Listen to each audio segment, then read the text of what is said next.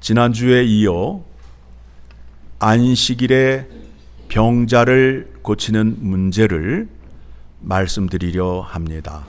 오늘 본문의 말씀을 보게 되니까 안식일에 사람들이 예수님을 시험하기 위하여 한쪽 손 마른 사람을 데리고 옵니다. 바리새인들이 주장하는 것은 무엇이냐면 안식일에 자기들이 정한 규례를 지켜야 안식일을 지키는 것이다 라고 주장을 하는 거고, 예수님께서는 너희들이 정한 그 규례를 넘어 선을 행하는 것이 하나님의 뜻이니라 라고 맞서고 있는 겁니다.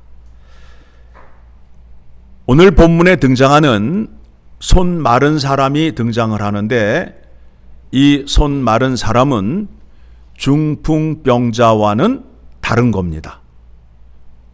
중풍병자는 뇌에 혈관이 막혀서 신경이 전달되지 못함으로 인하여 손을 쓰지 못하지만, 여기 손 마른 자는 여기는 다 멀쩡한데 손이 마라서 이렇게 펴져 있는 상태를 말하고 있어요. 그런데 성경을 살펴보게 되면 이 사람은 저주받은 자라는 거예요. 저주받은 자라는 거예요. 이스라엘이 남유다와 북이스라엘로 나누어지게 되었습니다. 솔로몬의 아들 르호보암 때에 남유다와 북이스라엘로 나누어지게 되어서 남유다는 르호보암이 왕이 되었고 북이스라엘은 여로보암이 왕이 되었어요. 그런데 여로보암이라는 사람은 아주 악한 사람이었어요. 나누어지게 되었는데 하나님이 거하시는 곳이 어디예요? 예루살렘 성전에 거하시지요. 그러면 이스라엘 백성들은 어디에 가서 제사를 드려야 되죠? 예루살렘에 가서 제사를 드려야 되는데, 남과 북으로 나눠지게 됨으로 인하여 북쪽에 있는 사람들이 제사를 드리려면 어디를 가야 된다? 남쪽에 있는 유다를 가게 됨으로 인하여 북쪽에 있는 사람들이 남쪽으로 내려갈까 봐 머리를 짜냈어요. 그래서 베델과 단이라는 곳에 금송아지를 만들어 놓고 백성들에게 뭐라고 얘기했다고요? 이 금송아지가 너희를 애굽 땅에서 인도하여 낸 하나님이라 라고 가르친 거예요. 그 백성들이 하나님의 은혜, 하나님의 역사를 알면 넘어갈까요? 안 넘어갈까요? 근데 넘어갔단 말이에요. 넘어갔단 말이에요. 우리 생각에 어떻게 넘어갈 수 있을까라고 생각하는데 넘어갔단 말이에요. 그래서 그곳에 가서 제사를 드리게 된 거예요. 여로보암이라는 사람이 얼마나 악한 사람인지 계속 소개해 드립니다. 제사장은 아론의 후손 가운데 세워야 되지요. 그런데 아론의 후손이 아니라 일반 사람 가운데 자기 마음에 드는 사람을 제사장으로 세웠어요. 그리고 장막절이 그들의 달력으로 7월 15일인데 그 날짜를 자기가 변경을 했어요. 8월 15일로 정해서 절기를 지키는 거예요. 여로보암의 세 가지 죄를 우리가 기억하셔야 되는데, 그 죄가 오늘날 믿는 자들 가운데도 있다라는 거예요. 있다라는 거예요.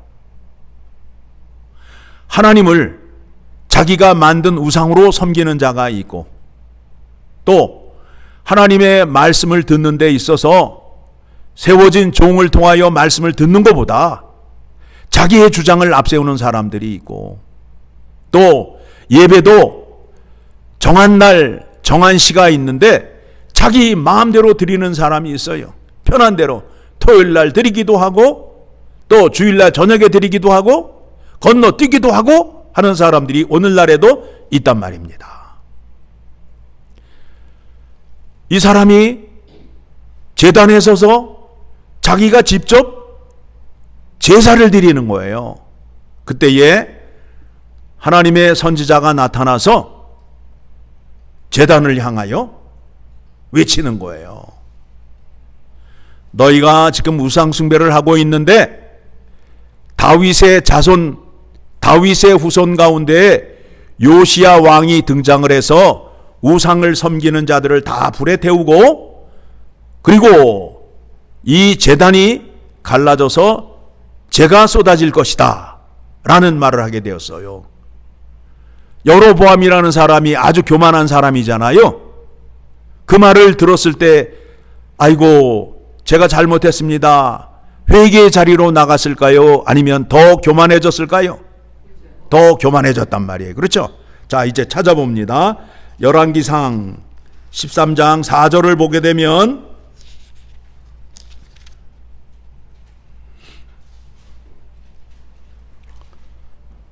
열왕기상 13장 4절 말씀 봅니다. 같이 봅니다. 여로보암 왕이 하나님의 사람이 베델에 있는 제단을 향하여 외쳐 말함을 들을 때에 제단에서 손을 펴며 그를 잡아라 하더라. 그를 향하여 편손이 말라 다시는 거두지 못하며 하나님의 사람이 여호와의 말씀으로 보인 징조대로 제단이 갈라지며 재가 제단에서 쏟아진지라. 하나님의 사람이 제단을 향하여 말할 때에 여로보암이 어떻게 했다고요? 저 사람을 잡아라 하고 손을 폈단 말이에요. 그랬더니 어떻게 됐어요? 손이 말랐단 말이에요. 중풍 병자하고는 다른 거예요. 그러니까 오늘 본문에서 보게 되면 이 사람은 저주를 받은 사람임으로 인하여 구원을 받을 수 없다라고 생각하는 사람들이 누구예요? 바리새인들 아니에요. 그렇죠? 바리새인들이란 말이에요. 그런데 예수님의 은혜 가운데에는 이러한 사람도 구원을 받을 수 있다가 된다라는 거예요. 이러한 사람도 구원을 받을 수 있다라는 말씀이 되는 겁니다. 바리새인들의 특징은 무엇이냐 하면 정죄하기를 좋아해요. 병자가 고침을 받게 되면 좋아하여야 되는데 오히려 싫어한다라는 거예요. 그러면서 자기 집안에 키우던 짐승이 웅덩이에 빠지면 어떻게 해요? 직접 꺼내오면은 죄를 범하니까 그들이 정한 규례에 의하면 자기가 직접 구덩이에 내려가서 양을 끌어올리게 되면 규례를 범하니까 어떻게 해요? 널판지를 깔아주는 거야, 밑으로. 아주 못됐죠? 에? 그리고 이제 널판지도 밑으로 내려주는 것이 마음에 꺼리면 어떻게 해요? 밑에다가 먹을 것을 주는 거야. 내던지는 거야. 그러면 그 가축이 웅덩이에 있으면서 먹을 걸 먹으니까 죽어요, 안 죽어요? 안 죽는단 말입니다. 안식일을 그런 식으로 지켰단 말이에요. 그러면서 예수님을 향하여 비판을 하는 거예요. 오늘 2절의 말씀을 보게 되니까 한쪽 손 마른 사람이 있는지라 사람들이 예수를 어떻게 하려고요? 고발하려 하여 물어 이르되, 질문을 하는 거예요. 지금 고발하려고 질문을 하게 되는데 질문이 어떤 내용이냐면 안식일에 병 고치는 것이 옳으니까 라고 질문을 해요. 자, 손 마른 자가, 저주받은 자가 주님 앞에 나왔을 때에 예수님께서 이 병자를 고쳐주지 않게 되면 앞절에서 말한 대로 사랑과 인자와 자비가 없는 예수님이 되고, 안 고쳐주게 되면 어떻게 돼요? 안식일을 범하는 자가 되잖아요. 그러니까 고쳐도 올무에 걸리는 거고 안 고쳐둬도 올무에 걸리는 질문을 한단 말이에요. 여러분, 질문이 잘 된 것에 대답을 하셔야 돼요. 질문이 잘못된 거에 대답을 하시게 되면 걸려든단 말이에요. 그렇죠? 예를 들어 질문합니다. 집사님, 아직도 마약을 하세요? 라고 질문하게 되면 이 질문의 의도가 얼마나 불순한 건지를 여러분 생각하셔야 돼요. 아니요라고 말하면 이 사람은 이전에 마약을 한 적이 있다 없다? 있다가 되는 거 아니에요. 예, 그럼 어떻게 되는 거예요? 지금도 하고 있는 거잖아요. 그런데 그분이 전혀 마약과 상관이 없는 사람이야. 만약에 여러분이 그런 질문을 받게 되면, 잘못된 질문을 받게 되면 어떻게 하셔야 돼요? 대답할 가치가 없는 거예요. 그런 질문에 대답을 하게 되면 걸려든다, 안 걸려든다? 걸려든다라는 거예요. 마귀는 그렇게 질문을 해요.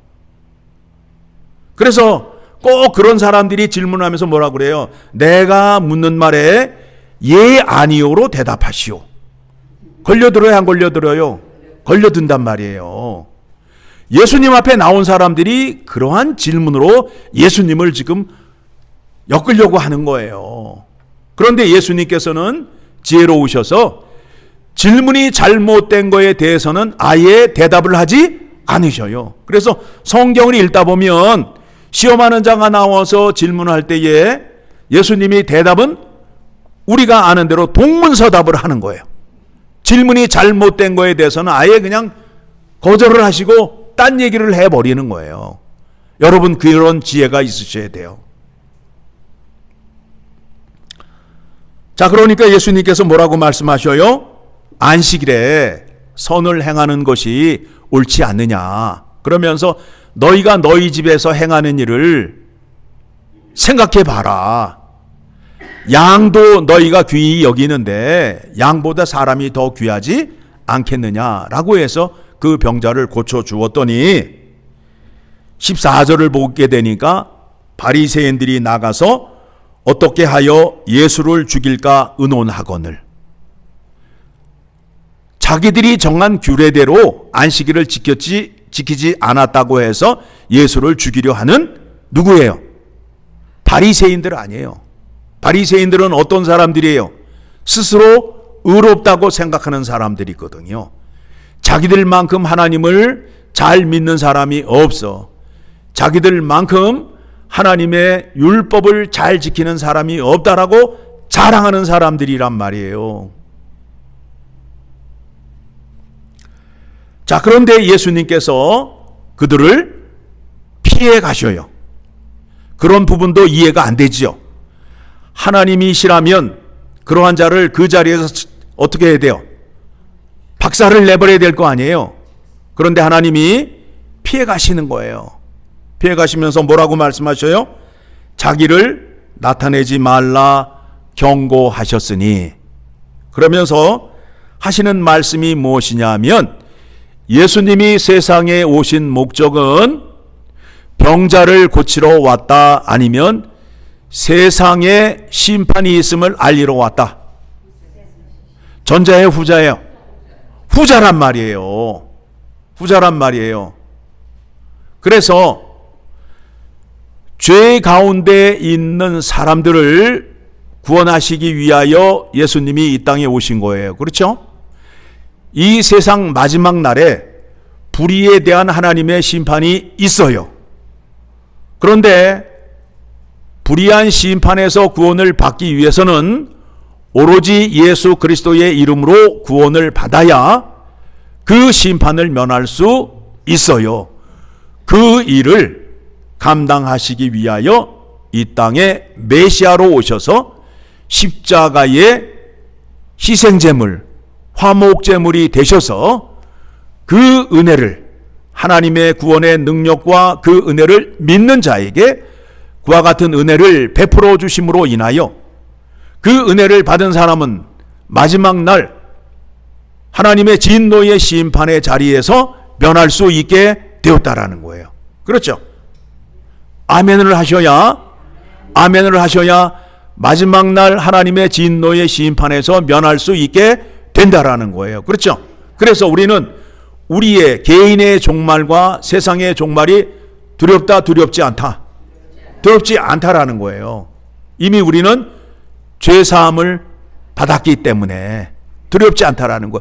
그 일을 하러 이 땅에 오셨다라는 거예요. 그런데 그거를 부인하고 예수님이 이 땅에 병자를 고치러 왔다. 그래서 지금도 그냥 아무나 보면 막 그냥 일어나라고 소리소리 지르는데 일어나요? 안 일어나요? 안 일어나잖아요. 많이들 속았잖아요. 예수님이 뭐라고 그래요? 이 일을 세상에 알리지 말라라고 말하고 있잖아요. 그러면서 이사야의 글을 통해서 말씀하시죠. 18절 같이 읽습니다. 시작. 보라, 내가 택한 종 곧 내 마음에 기뻐하는 바 내가 사랑하는 자로다. 내가 내 영을 그에게 줄 터이니 그가 심판을 이방에 알게 하리라. 그래서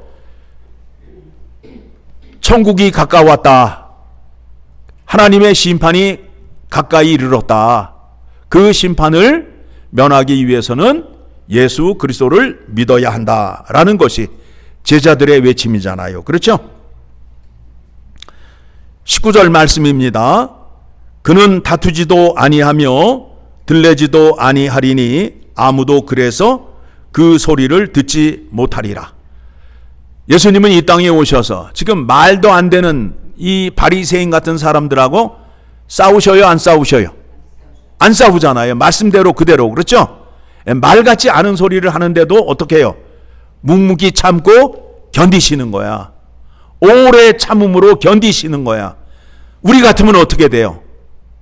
우리 같으면, 우리 성질 같으면 어떻게 돼요? 난리가 나잖아요. 그렇죠? 말도 안 되는 소리를 하고 있어. 그러면서 그냥 그렇잖아요. 그런데 예수님은 그러시다라는 거예요. 20절 시작. 상한 갈대를 꺾지 아니하며 꺼져가는 심지를 끄지 아니하시기를 심판하여 이길 때까지 하리니. 그러니까 소외된 자라 할지라도 저주받은 자라 할지라도 예수님 앞에 나오게 되면 구원을 받게 된다라는 거예요. 자, 오늘 손 마른 자가 구원을 받았지요. 그 사람은 어떤 사람이었다고요? 저주를 받았던 사람이라는 거예요. 그 사람들이 그렇게 생각을 하는 거예요. 오른손 마른 자는 저주를 받은 사람이다라고, 저주로 인하여 손이 말랐다라고 생각하는 사람도 예수님 앞에 나오게 되면 구원을 얻게 된다라는 거예요. 그렇죠? 자, 그런데 이제 구원을 얻는 방법, 손을 고침을 받는 방법이 어떻게 되느냐 하면 예수님께서 뭐라고 말씀하시느냐 하면 13절 이에 그 사람에게 이르시되 손을 내밀라 하시니 그가 내밀매 다른 손과 같이 회복되어 성하더라. 손을 움직일 수 없는 사람에게 손을 내밀라라고 말하는 거예요. 말이 돼요? 안 돼요? 안 되잖아요. 이 사람은 손은 움직일 수 있다 없다? 없다라는 거예요. 그러면 이 말씀을 어떻게 우리가 해석을 해야 되느냐 하면 로마서 10장 10절의 말씀을 보게 되면 손을 내밀라 할 때에 손을 내미는 그 동작을 말하는 것이 아니라 여러분의 마음, 여러분의 마음. 여러분 마음이 어디에 있어요? 마음이 어디에 있어요? 여기에 있어요? 내 몸 안에 보이지 않는 가장 깊숙한 곳. 그렇죠? 그곳에서 어떤 일을 해요? 내가 듣고 본 것을 결정하는 곳이잖아요. 그렇죠?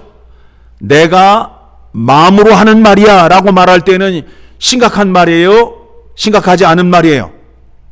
심각한 말이잖아요. 그렇죠? 그만큼 내가 생각하고 생각을 했다라는 거 아니에요? 같이 읽습니다. 10절 사람이 마음으로 믿어 의에 이르고 입으로 시인하여 구원에 이르느니라. 그러니까 여러분들이 하나님의 말씀을 들으시고 마음으로 믿으셔야 돼요. 마음이 흔들리면 안 돼요. 여러분, 마음이 하루에 몇 번 변해요? 여자의 마음은 갈대와 같아서 하루에도 몇 번씩 변한다? 예. 그러니까 중심을 못 잡으니까 마음이 흔들흔들 하잖아요. 그렇죠? 그러니까 여러분들이 하나님의 말씀을, 예수님이 오셔서 이렇게 이적과 기적을 행하시고 말씀하신 것을 마음으로 들으시고 마음으로 판단하셔서 굳게 결정을 하셔서 흔들리면 안 된다라는 거예요. 흔들리면 안 된다라는 거예요. 그와 같은 믿음으로 예수님의 말씀을 받아들일 때에 능력이 임하고 은혜가 임한다라는 거예요. 그렇죠? 하나님이 병을 고쳐주실까 말까, 주시면 땡큐, 아니면 관두지, 이런 믿음으로 나오게 되면 고침을 받지 못해요. 예수 그리스도라면 충분히 하실 수 있습니다. 나를 구원해 주실 수 있습니다. 라는 믿음으로 주님 앞에 나와서 기도하시고 아멘 하시면 그와 같은 은혜가 여러분에게도 임한다는 거예요. 그렇죠? 그런데 우리가 그 은혜를 얻지 못함은 구하지 않았기 때문에 그래요. 구하셔요. 흔들리지 않는 믿음으로 구하시게 되면 그와 같은 은혜를 얻을 수 있게 됩니다. 그리고 예수님 앞에 나올 때 어떠한 죄라도 다 용서받을 수 있고 구원을 받을 수 있다. 그러나 단 한 가지, 성령 회방죄, 하나님이 하시려는 일을 부인하고 대적하는 자에게는 죄사함이 없다라는 거예요. 그래서 하나님 말씀을 부인하거나 교회를 향하여 돌을 던지는 자에게는 참 말씀드리기 곤란한 일들이 많이 일어나잖아요. 여러분 마음에 들지 않는다고 해서 화를 내거나 성질을 부리지 마시고, 우리에게는 심판의 권한이 있다 없다? 없다. 그 심판을 누구에게 맡기면 된다? 예, 하나님께 맡기면 된다라는 믿음으로 참고 견디시면 약속한 복을 다 누리며 사시는 여러분이 되시는 겁니다.